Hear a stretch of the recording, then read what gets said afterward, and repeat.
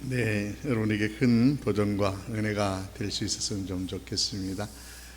어렵고 힘든 위기 가운데에도 주님의 내 곁에 항상 계심을 확신하며 그 어려움을 돌파해내고 이겨내고 흔들리지 않는 믿음의 길들을 걸어내었던 한국도자기의 회장이신 김동수 장로님의 이야기였습니다. 우리 함께 옆에 분들 함께 이렇게 인사했으면 좋겠습니다. 주님이 함께 하십니다. 이렇게 한번 인사하십시다. 주님이 함께 하십니다. 네. 주님이 함께 하심을 확신하며 우리의 삶의 위기들 돌파해내는 모두가 될 수 있기를 축원합니다. 한 주간 잘 지내셨습니까? 저는 지난 주간에 제가 이렇게 활동 서로 이렇게 함께 다른 교단의 목사님들과 교제하고 또 함께 공부하는 갈릴리 선교회 모임에서 책을 한 권 추천해서 같이 독서 모임을 했습니다. 박태웅 AI 강의 2025라고 하는 책입니다. 요즘 핫하게 떠오르는 사회 트렌드 중에 하나가 AI와 관련된 내용들이 굉장히 많이 지금 회자가 되고 있습니다. 우리가 뭐 산업혁명 이후에 1차, 2차, 3차, 4차 지금 산업혁명 시대를 지금 살아내고 있는데 4차 산업혁명 시대는 이게 모든 것들이 이제 연결되어져서 뭐 인터넷이든지 우리가 가지고 있는 뭐 핸드폰이든지 이런 것들이 다 이제 연결되어서 AI 시대로 이렇게 접어들 것이다라고 하는 그런 내용들을 강의를 하십니다. AI가 뭔지 좀 알고 싶었어요. 제가 얼마 전에 장로님 신방하면서 장로님께서 AI에 대해서 짤막한 강의를 해주셨는데 굉장히 궁금하더라고요. 좀 더 알고 싶은데 좀 구체적으로 좀 더 알고 또 대비를 좀 해야 되겠다라고 하는 그런 생각을 가지면서 AI가 도대체 뭐인지 좀 공부를 아주 기본적인 공부를 좀 해보았습니다. 여러분 AI가 여러분 가운데 가까이 와 있는데 좀 잘 만나고 계십니까? AI 어떻게 좀 활용하고 계시나요? 앞으로 이제 지금 그 갤럭시 S25라고 하는 핸드폰은 AI가 탑재되어 있다고 그러잖아요. 혹시 지금 우리 가운데 S25를 쓰시는 분 혹시 계시나요? 권사님 지금 24이신가요? 24이시군요. S25에는 개인 비서 한 분씩 이렇게 들어와 계신데요. 그래서 그 개인 비서를 딱 클릭을 하고 부르면서 뭘 찾아줘 그러면 그냥 찾아주기도 하고요. 예를 들어서 지금까지는 내가 일일이 사진 다 이렇게 찾았잖아요. 일일이 사진 다 안 찾아도 대강 어떤 뭐 몇 가지의 명령어를 집어넣어서 사진을 찾아줘 그러면 그 사진을 찾아주기도 하고요. 심지어는 미국에 있는 뭐 어떤 트럼프하고 내가 통화를 하고 싶다. 근데 좀 영어가 좀 안 되잖아요. 근데 트럼프 핸드폰하고 저하고 핸드폰이 S25이면 같으면은 내가 한국말로 해도 트럼프도 내 말을 알아듣고 나도 트럼프 말 알아듣는 그런 동시 통역이 가능한 그런 핸드폰이라고 해요. 이 모든 게 지금 AI의 도움을 받아서 그렇게 된다는 거예요. 굉장히 훌륭한 개인 비서가 생긴 거죠. 앞으로 여러분에게도 그런 개인 비서가 생기게 될 겁니다. 개인 비서를 잘 활용하시면 좋을 것 같아요. 설교 준비하면서 개인 비서가 AI다 이렇게 딱 개념이 잡히니까 좀 도움을 받고 싶어서 우리 인터넷에 보면은 챗 GPT라고 하는 뭐 4.0, 4.0, 옴니 뭐 이렇게 요즘은 4.5까지 나왔다고 그러는데 저는 그냥 마이크로소프트 안에도 그런 AI 기능들이 있더라고요. 그래서 AI 코파일럿이라고 하는 그런 게 요즘 마이크로소프트를 업데이트 시키면 거기 나와요. 거기에다가 제가 명령어를 딱 집어넣어 봤어요. 오늘 주제가 뭐죠?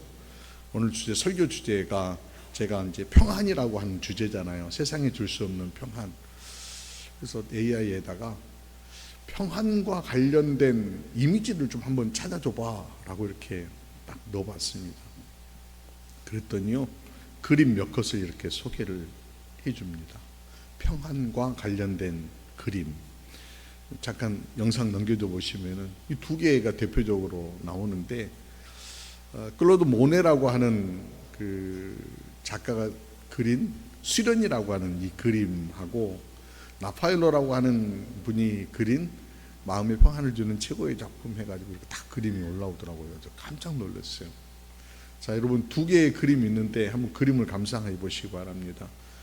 그림 평안하십니까? 평안하십니까?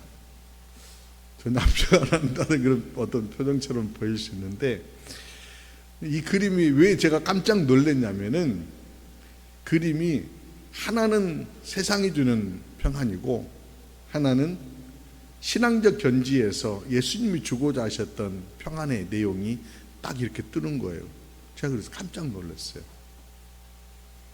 우리가 일반적으로 얘기하는 평안 그러면은 그 외적 환경이 좀 안정되어져 있는, 그러니까 수련이라고 하는 저 그림, 잔잔한 그 연못가에 예쁘게 꽃이 이렇게 피어오르는 그 장면을 모네가 그림을 그렸는데, 굉장히 좀 잔잔하니까 물결도 요동치지 않고 그러니까 좀 편안해 보이잖아요. 평안해 보이잖아요.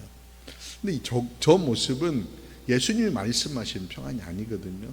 그런데 라파엘로가 그렸던 저 그림 보면은 성모의 아이들이라고 하는, 초원의 성모라고 하는 그림인데, 초원의 성모, 그 어머니가 아이 둘을 이렇게 품고 있는, 그래서 아이들을 굉장히 어머니 품 안에서 막 이렇게 놀고 있는 그런 그림인데, 저 그림을 추천해 준다는 거예요. 깜짝 놀란 거예요. 바로 예수님이 말씀하시는 평안이 저거이거든요. 우리가 누리고자 하는 평안이 바로 저 그림 안에 담겨 있거든요. 그래서 제가 깜짝 놀라고 AI가 많이 발전했구나라고 하는 그런 생각을 품게 됐습니다. 그렇지, 예수님께서 말씀하신 오늘 평안, 오늘 본문으로 잠깐 이동하여서 같이 좀 얘기를 나눠보십시다. 본문의 상황은요, 그 요한복음 지금 14장의 내용은 예수님께서 지금 십자가를 앞에 놓고 계시는 상황이십니다. 여러분, 십자가라고 하는 그런 단어만 생각하여도 여러분들 약간 찡하고 마음이 이렇게 울렁거리고 그러지 않으시나요?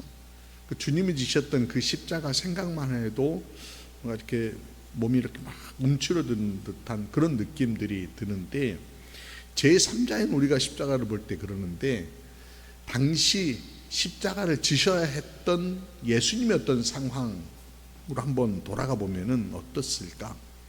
근데 예수님 지금 아무 일이 없는 듯 그냥 이렇게 무심하게 그냥 넘길 수 있는 그런 상황이 아니잖아요. 내일이면은 그 십자가를 지셔야 하는 그런 상황이신데, 십자가를 지기 전에 또 잡히셔서 조롱당하시고 매 맞으시고 그 십자가를 지고 골고다 언덕을 오르셔야 되는 그 모든 상황들에 대해서 알고 계시는데 마음이 평안할 수 있을까요? 잠을 못 이룰 것 같은데, 그런데 지금 예수님은 나의 평안을 너에게 주노라 이렇게 말씀하십니다. 제자들 역시 뒤숭숭하지 않습니까? 예수님께서 순환예고를 몇 차례에 걸쳐서 하셨는데, 결정적인 클라이막스가 오늘 바로 잡히시기 전날 밤 제자들에게 들려주신 그런 말씀이거든요. 성만찬을 나누고 뭔가 의미 있는 그런 일들이 금방 벌어질 것 같은 그런 어떤 불길한 마음에 제자들이 지금 휩싸여 있다는 겁니다. 마음이 뒤숭숭하죠. 말씀 의미도 제대로 깨닫지 못하겠고요. 또 한쪽에서는 굉장히 계산 빠른 가룟 유다라고 하는 제자는 예수님을 이미 팔아넘길 준비를 완벽하게 다 했고요. 이제 기회만 엿보고 있는 그런 중입니다. 겉은 고요합니다. 겉은 아무 일 없는 것처럼 일상의 어떤 한 밤처럼 그렇게 지나가고 있는데, 서로의 마음은 어땠을까요? 예수님의 마음도 굉장히 심란하셨을 것 같고, 제자들 마음도 뭔가 답답함이 있었을 것 같고, 마치 폭풍 전야와 같은 저녁이었다 이렇게 예측이 되어집니다. 그때에 제자들에게 주님이 이 말씀을 하시는 거예요. 본문 27절 말씀 보시면은, 평안을 너희에게 끼치노니 곧 나의 평안을 너희에게 주노라. 내가 너희에게 주는 것은 세상이 주는 것과 같지 아니하니라. 너희는 마음에 근심하지도 말고 두려워하지도 말라. 이렇게 주님 말씀하셔요. 주님은 제자들에게 평안을 주시겠다라고 말씀하시면서 동시에 당신이 주시는 그 평안은 세상이 주는 평안과 같지 않다. 이렇게 말씀하십니다. 그러면은 세상이 주는 평안은 뭐일까? 세상의 평안은요, 환경에 따라서 이렇게 변화되는 그런 평안이에요.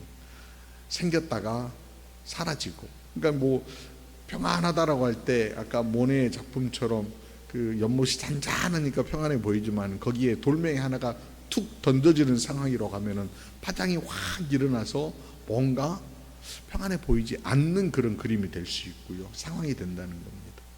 또 바람이 막 불어가지고 요동친다라고 막 나무 이파리가 흔들리는 중에 있다고 하면 그걸 평안이라고 얘기하지 않는다라고 하는 겁니다.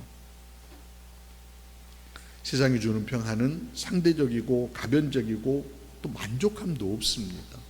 그래서 사람들은 평안을 구한다라고 하면 더 뭔가 소유를 통하여서 평안을 누릴 수 있다라고 생각을 하는데, 여러분 어떻습니까? 세상이 주는 평안이 더 외쳐서 소유가 점점 늘어났다라고 해서 평안한가요? 여러분, 안락한 침대가 있다라고 해서 평안한 잠을 자는 건 아니잖아요.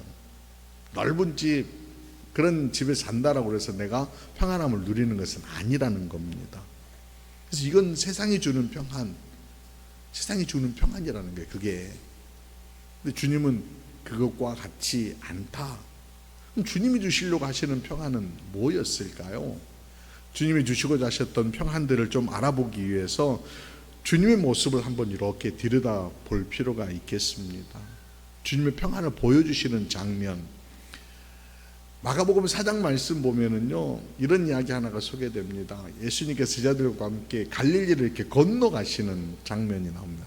갈릴리 바다를 막 건너가시는데 그때 태풍이 확 일어납니다. 광풍이 일어나요. 37절과 38절 그리고 38절과 39절 말씀 보면은 광풍이 일어나며 물결이 배에 부딪혀도 배에 가득한지라, 뭐 바람이 불고 물이 넘쳐서 배 안으로 지금 다 넘쳐 들어온다는 거예요. 그런데 예수님께서는 고물에서 베개를 베고 주무시더니,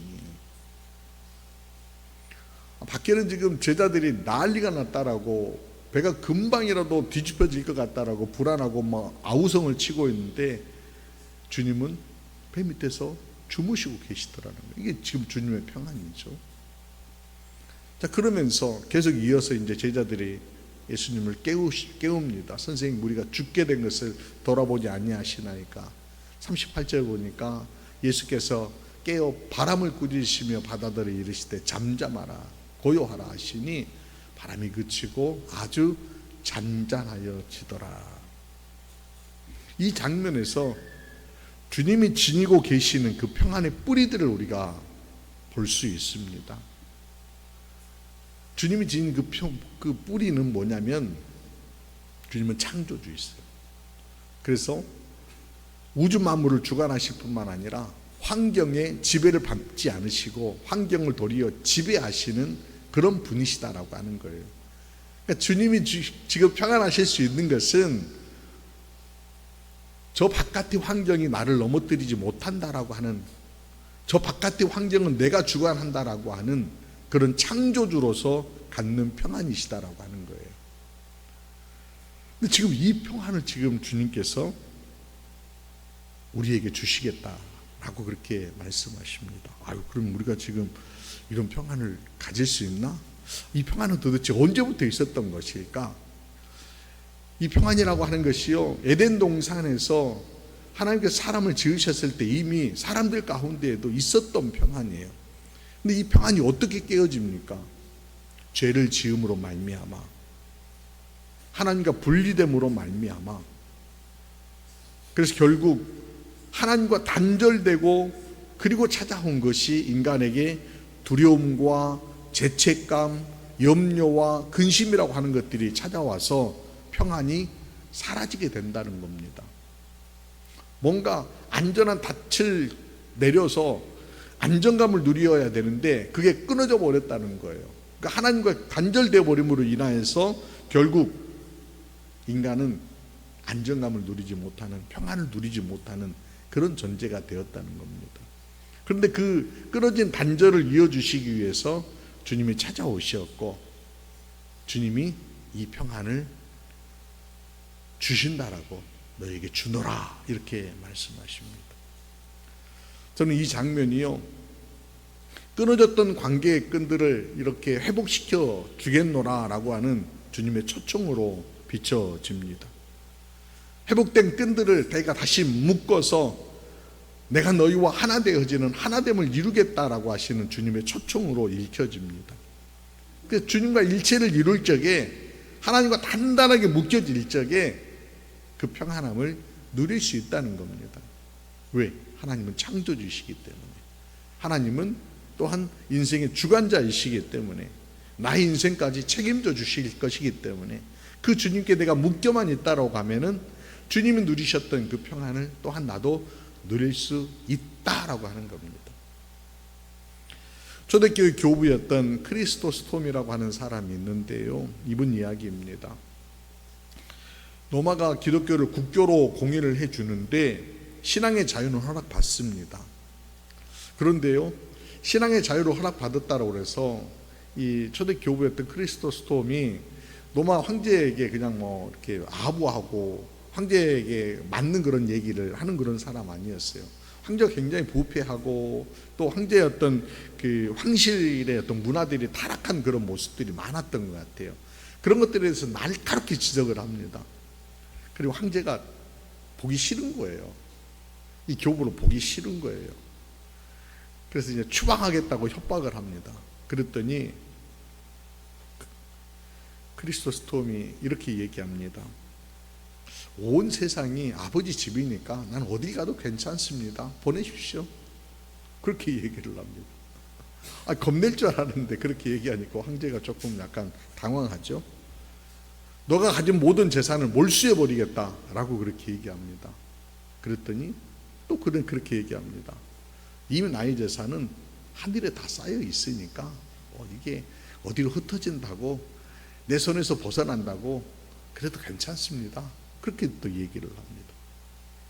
이번에 감옥에 가두어가지고 사람들 절대 못 만나게 하겠다라고 그렇게 또 협박을 합니다. 괜찮습니다. 아니, 그곳에 주님이 계시는데 주님과 대화하면 되지 다른 사람 안 만나도 괜찮습니다. 이렇게 또 얘기를 합니다. 답답하죠, 황제는. 극단적으로 그래 너 죽여버리겠다라고 그렇게 황제가 협박을 합니다. 그랬더니 순교는 영광입니다. 또 그리고 깨어나면 천국일 테니까 감사합니다. 그렇게 얘기합니다. 죽일 수도 살릴 수도 없는 그런 지경인 거예요. 그래서 결국 황제는 그를 이렇게 귀양 보내는 것으로 마무리했다고 하죠. 도대체 교부 크리스토스톰 안에 있었던 그 평안이라고 하는 게 뭐이겠습니까? 그 안에 예수 그리스도께서 주셨던 그 평안함으로 충만하다는 거예요. 예수 그리스도 한 분만으로 나는 만족한다는 겁니다. 예수 그리스도와 함께하니 이 모든 것들이 예수 그리스도께서 주관하시니 나는 더 이상 당신의 어떤 겁박에도 나는 흔들리지 않는다라고 하는 겁니다. 오늘 예수님께서 바로 27절에서 나의 평안을 너에게 주노라 하십니다. 제자들에게만 주시겠다는 게 아니라 예수 그리스도를 주로 고백하는 모든 이들에게 주시는 평안입니다. 우리에게 주시는 평안이라는 거예요. 여러분, 주노라 할 때 어떻게 하시겠습니까? 주님이 내가 너에게 주노라. 주님 괜찮아요. 저는 이거 없어도 굉장히 그냥 잘 지낼 수 있어요. 여러분, 이렇게 그냥 그러실 필요 없다는 거예요. 주시면 어떻게 해요? 받으시면 되는 거예요. 받으시면 되는 거예요. 그럼 그걸 어떻게 받아들일 수 있을까? 이 평안을 어떻게 받아들여서 어떻게 주님과 이렇게 단단하게 묶어지는 그런 관계의 끈들을 이어낼 수 있을까? 사랑하는 여러분, 우리 모두가 신앙적으로 고백하는 그 고백이 결국 주님의 평안을 받는 길이고 주님과 단단하게 묶어지는 길입니다. 그게 뭐냐면은 예수 그리스도께서 십자가의 대속으로 우리에게 하나님의 자녀 되는 길들을 열어주셨다라고 하는 사실들을 믿는 것입니다. 예수 그리스도를 나의 주님으로 고백하는 것입니다. 그리고 예수 그리스도께서 나의 주인 되셔 나의 삶을 주관하실 적에 예라고 답하며 걸어내는 그런 걸음들이 결국은 주님과 우리가 하나로 묶여지는 관계를 이루게 되는 것입니다. 그럴 때 평안을 받을 수 있는 것입니다. 로마서 3장 25절에 이런 말씀이 있습니다. 여러분 같이 한번 읽어봅시다. 시작. 이 예수를 하나님이 그의 피로서 믿음으로 말미암아 화목제물로 세우셨으니 아멘. 십자가에서 흘려주신 예수 그리스도의 피로서 우리가 죄사함을 받았을 뿐만 아니라 원수되었던 관계, 무너졌던 관계, 깨어졌던 관계를 화목하기 위해서 화목의 제물이 주님이 되어주셨다는 겁니다. 그래서 감히 우리가 하나님을 아버지라고 부를 수 있는 자격을 누리게 되었다는 겁니다. 그 주님과 동행하며 주님이 부어주신 영혼의 안정을 받게 된다는 것입니다. 그래서 바울은 이어서요 로마서 5장 1절에 보면 구원받는 성도에게 이렇게 권고합니다. 그러므로 우리가 믿음으로 의롭다 하심을 받았으니 우리 주 예수 그리스도로 말미암아 하나님과 화평을 누리자 이렇게 권합니다. 예수 그리스도를 믿음으로 말미암아 화평을 누릴 수 있다라고 하는 것입니다. 이게 아주 단순한 교리이면서 길인 것입니다. 거듭 강조하는 것이 뭐입니까? 바로 예수 그리스도로 말미암아 예수 그리스도를 믿음으로 말미암아입니다. 예수 그리스도께서 이루신 십자가의 은혜를 믿음으로 말미암아 우리 주 예수 그리스도로 말미암아 이루어진 화목의 은혜를 믿음으로 말미암아입니다. 그 믿음으로 우리가 예수 그리스도께 주신 평안을 받을 수 있다라고 하는 겁니다. 여러분 믿으시죠? 주님께서 나를 위하여서 십자가를 지시고 나의 죄를 다 씻어주신 것을 믿으시죠? 그럼 여러분들 이미 주님이 주신 평안을 받을 준비가 다 되셨고 이미 받으신 줄로 믿습니다. 그 믿으셨다라고 하면은 이제 내가 주님과 하나 엮여져서 내가 주 안에 주님이 내 안에 거하시는 그런 관계, 내가 주님께 꽉 묶여진 그런 존재가 되었다라고 하는 확신들을 여러분 품으시기를 주의 이름으로 축원합니다. 근데 이게 단번에 잘 안 되죠? 잘 안 돼요. 참 다행스러운 것은 나만 안 되는 게 아니야. 나만 안 되는 게 아니라 제자들도 안 됐었고 그리고 많은 그리스도인들이 여전히 그게 흔들리고 좀 부족한 것 같아요. 그래서 예수님께서 아주 친절하게 평안을 받으라라고 그렇게 말씀하시면서 그 전제 부분에 보면은 어떤 말씀을 주시냐면요, 보혜사 성령이 너에게 나타나고 모든 것을 가르치실 때에 내가 너희에게 말한 모든 것들이 생각나게 하리라. 26절에 그렇게 말씀하셔요. 그러니까 너희가 받아. 그런데 이게 뭔지 잘 모르고 있다가 어느 순간 되면은 생각날 거야. 실제로 제자들이요 예수님께서 붙들려 가실 때 막 벌벌벌 떨면서 다 뜯어버려 도망가 버립니다. 부활하셨다는 얘기를 들었는데 사람들이요 더 문을 다 걸어놓고 제자들이 문 걸어놓고 밖으로 나오지 못합니다. 그런데 그때에 주님께서 그들을 찾아오셔서 요한복음 20장 19절 바로 직전 한번 앞으로 또 넘겨줘 보세요. 첫날 안식구 첫날 저녁 때에 제자들이 유대인들을 두려워하여 모인 것에 문을 다 닫았던 예수께서 가운데 서서 가라사대 너에게 평강이 있을지어다 샬롬 그러는 거예요. 받으라라고 해서 그들이 그냥 쑥 받아가지고 평강을 딱 이뤘던 것들이 아니라 여전히 평안롭지 못한 평안을 누리지 못하고 있을 적에 다시 주님의 평안을 선언하십니다. 그리고 그걸로 끝나는 게 아니에요. 그래가지고 바로 그래서 예수님 평안이 있을지어다 그래서 사람들이 제자들이 다 평안을 누렸나요? 아니에요.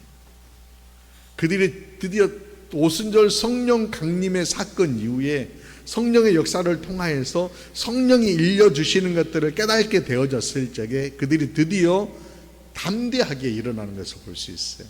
근데 과정들이 있더라는 거예요. 그 과정의 끝자락을 뭐냐면은 성령의 역사예요. 성령이 내 안에서 이게 정말 주님이 주신 것이구나, 이게 정말 주님이 나와 함께 하시는 거구나, 이런 확신이 들어졌을 적에 평안함을 드디어 누리게 되더라는 것입니다. 그럴 때 제자들의 모습이 어떻게 바뀝니까? 많은 대제사장과 사두개인과 권세 잡은 자들이 제자들을 위협하고 겁박할지라도 그들이 움츠러들지 않고 우리가 보고 들은 것을 말하지 않을 수 없노라라고 담대하게 말하기 시작을 합니다. 이제 그들이요, 특별히 제자인 베드로가 감옥에 갇히는 일이 있었습니다. 쇠사슬에 묶입니다. 그 다음 날이면은 사형당할 위기에 처합니다. 근데 그때 베드로의 모습이요, 벌벌벌 떠는 것이 아니라 예수님이 풍랑이 일었던 그 배에서 주무시듯이 베드로도 잠이 듭니다.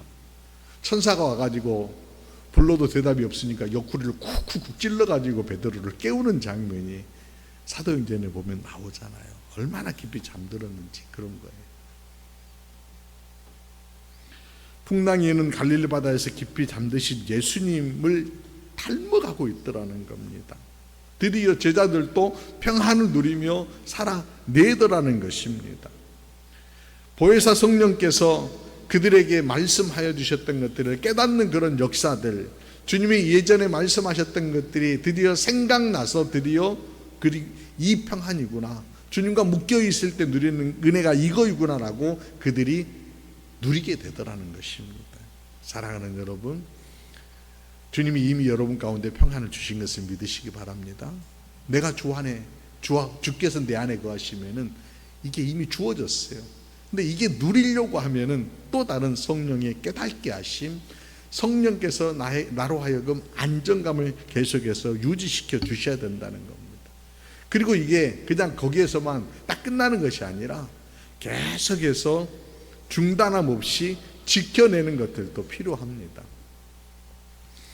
평안함이요, 여러분들 참 우리의 평안함, 주님이 주셨던 이 평안함을 빼앗으려고 하는 이들이 있어요. 그게 누구입니까? 사탄이에요. 우리의 평안을 빼앗고 해코자 하는 사탄은요, 끊임없이 우는 사자가 먹이를 찾으러 사방을 돌아다니듯 삼킬 자를 찾으러 돌아다닌다라고 성경은 들려줍니다. 끊임없이 주님께 주셨던 이 평안을 빼앗으려고 그러는 겁니다. 그래서 지켜내야 되는 건데 이걸 어떻게 지켜낼 수 있을까요? 사도 바울은요, 이걸 지켜내기 위해서 한 가지 기도하라라고 하는 그런 얘기를 합니다. 빌립보서 여러분들 4장 6절과 7절 말씀 같이 한번 여러분 읽어봅시다. 빌립보서 4장 6절 7절, 우리 너무나 잘 알고 있는 말씀이죠. 시작. 아무것도 염려하지 말고 오직 모든 일에 기도와 간구로 너희 구할 것을 감사함으로 하나님께 하래라. 그리하면 모든 지각에 뛰어난 하나님의 평강이 그리스도 예수 안에서 너희 마음과 생각을 지키시느니라. 아멘. 여러분들 마음이 막 흔들린다라고 하는 것, 바람이 지금 마음 가운데 불어온다라고 하는 것, 이 평강은 빼앗아갈 수 없습니다. 사탄은 빼앗아가지 못합니다. 그런데 흔들어 놓을 수는 있다는 거예요. 그럴 때에 우리가 뭘 해야 된다고요? 기도하라는 거예요. 기도와 간구로 너희 구할 것을 뭐 하라고요? 감사함으로 아뢰라는 거예요. 근데 기도하되 뭐 그냥 주십시오 이렇게만 하지라, 나에게 주셨던 이 구원의 은혜, 나에게 부어주셨던 그 이 사제의 은총들을 감사하면서 내가 여전히 하나님의 자녀인 것들을 감사하면서 나아갈 적에 주님께서는요, 우리의 마음과 생각을 지켜주신다라고 그렇게 약속하십니다. 여러분, 기도함으로 극복해내고 지켜낼 수 있기를 주님의 이름으로 부탁드립니다. 또 하나는 말씀입니다. 말씀. 구약시대에요, 많은 이들이, 많은 신앙의 선배들이 믿음이 흔들리고 또 바람들이 막 몰아칠 적마다 말씀을 붙들고 일어섰습니다. 여러분, 시편 46편 1절에 3절 말씀, 마틴 루터가 굉장히 사모하고 많이 읊조렸던 말씀인데, 이 말씀도 같이 한번 여러분 한 목소리를 읽어봅시다. 시작. 하나님은 우리의 피난처시요 힘이시니 환난 중에 만날 큰 도움이시라. 그러므로 땅이 변하든지 산이 흔들려 바다 가운데 빠지든지 바닷물이 솟아나고 뛰어들지 그것이 넘침으로 산이 흔들릴지라도 우리는 두려워하지 아니하리로다. 아멘. 하나님은 우리의 피난처이십니다. 하나님 우리의 힘이십니다. 환난 중에 만날 큰 도움이십니다. 종교개혁자 마틴 루터가 많은 환난이 다가오고 또 교황이 협박하고 이단으로 규정되어 가지고 어딜 가도 대접받지 못하고 심지어 자신을 죽이려고 하는 무리들이 막 도처에 지금 깔려 있는 그런 상황, 떨림과 두려움의 상황이 있을 적에 그 두려움들을 떨쳐낼 수 있었던 말씀이 바로 오늘 시편 46편 요 말씀이라고 그래요. 그래서요, 이제 이 말씀을 얼마나 자주 이렇게 읊조렸냐면은 두려움이 찾아올 때마다 이 말씀을 딱 펼쳐놓고 계속 읊조렸대요. 두려움이 찾아올 때마다 옆집에 살고 있는 친구 멜라인턴에게 찾아가서 친구, 우리 오늘 시편 말씀 묵상하세요. 그리고 둘이 서가지고 이 말씀을 다 이렇게 같이 읽어내면서 낭송하면서 담대하게 마음의 평안을 누릴 수 있었다라고 그렇게 고백을 합니다. 여러분, 기도와 말씀은요, 우리가 마치 어린아이가 무서운 일들이 있고 힘든 일이 있으면은 엄마 품으로 확 달려가며 엄마의 품에 안기듯이 또는 아빠의 손에 딱 붙잡듯이 바로 하나님을 향하여서 우리가 설 수 있는 또 하나의 어떤 방법인 것입니다. 기도와 말씀을 통하여서 예수님의 품에 안길 수 있다는 겁니다. 그러면은 우리는 주님이 주신 이 평안을 지켜낼 수 있는 것입니다. 여러분, 잠시 후에 우리가 올려드릴 찬송 가운데 찬송가 411장인데요. 내 맘속에, 이 찬양은요 1908년 엠 머피라고 하는 여사가 작사 작곡한 찬양이라고 합니다. 이분도 우리가 영상에서 보았듯이 우리 김동수 장로님이 도자기 사업을 하듯이 이분도 도자기 사업을 하신 분이었다고 해요. 근데 어느 날 갑자기 남편이 세상을 떠나신 거예요. 충격적이죠. 그것도 충격적인데 자신의 또 이렇게 몸이 갑자기 약해지는 그런 질병이 찾아왔다고 해요. 남편도 세상 떠나죠. 남편 세상 떠났다는 얘기는 남편이 하던 사업도 흔들릴 수 있고요. 자신의 어떤 건강이 또 무너졌죠. 막 흔들릴 수 있는 그런 상황이잖아요. 평안이 갑자기 한순간에 다 무너질 수도 있는 상황이잖아요. 그런데 그때에 요 찬양시를 작사 작곡했다고 합니다. 내 마음속에 참된 평화 있네. 주 예수가 주신 평화. 후렴 부분에 보면은 주가 항상 내 마음에, 주가 항상 계셔 내 마음에, 주가 항상 계셔 기쁘다. 주 나의 마음에 계셔 위로하시니 어찌 내가 주를 떠나 살까. 그렇습니다, 여러분. 요동하는 어떤 그런 바람들이 우리를 흔들어 놓을 수 있습니다. 흙먼지가 일어나는 그런 세상 가운데 우리가 놓일 수 있습니다. 사방이 우리를 흔들어 놓으려고 하는 그런 일들이 있을 것입니다. 그러나 주 예수가 주신 평안으로 단장하고 여러분 흔들림 없이 달려가는 저와 여러분이 될 수 있기를 주의 이름으로 축원합니다. 주님이 이미 여러분 가운데 평안을 주셨습니다. 그 평안 주님과 함께 단단하게 묶어내시면서 지켜내시면서 여러분 달려가는 한 주간 되시기를 주의 이름으로 축원합니다. 기도드리시겠습니다. 사랑의 주님, 불안에 휩싸인 제자들에게 평안을 주노라 하시며 안정감을 갖게 하시듯 우리에게도 그 평안을 주심을 믿습니다. 우리가 예수 그리스도께서 이루신 십자가의 구속의 은혜를 믿으며 이제 주님이 내 안에, 우리가 주님 안에 거하여 어떤 바람이 불더라도 주님과 함께 담대하게 평안을 누리게 하심을 믿습니다. 우리를 흔들어 놓는 바람이 몰아칠지라도 오직 말씀과 기도로 무장합니다. 모든 것을 들으신 주님을 의지하며 감사함으로 하나님께 아뢰며 나아갈 적에 우리의 마음과 생각을 지켜 주옵소서. 말씀을 묵상하고 외우며 외칠 적에 불안의 왕개와 바람이 물러가게 하시고 세상에 줄 수 없고 알 수도 없는 주님의 평안이 매 순간 우리 가운데 임할 수 있도록 주장하여 주옵소서. 특별히 이번 주간 여러 가지 일들이 또 펼쳐지겠고 또 저 지방에서는 산불로 인하여서 많은 이들이 어려움 가운데 빠졌습니다. 가족을 잃고 삶의 터전을 잃고 슬픔에 빠진 이들이 있습니다.